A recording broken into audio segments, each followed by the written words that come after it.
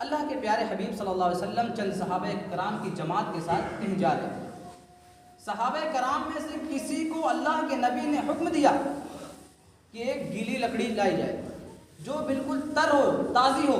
अल्लाह के नबी ने कहा,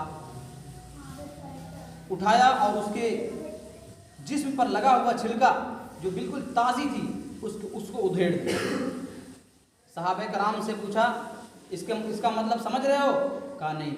कहा, अगर तुम दीन इस्लाम से फिर जाओगे, अगर अल्लाह उसके रसूल की बातों को नहीं मानोगे, जिस तरीके से लकड़ी से छिलके को उधेड़ दिया गया, इसी तरीके से दुनिया में तुम्हें उधेड़ कर फेंक दिया जाए। हाज़रीन गिरामी, ये हदीस हमारे आँख खोलने के लिए काफ़ी है कि अल्लाह रब्बुल आलमीन हमें वक्त दिया है, वक्त के साथ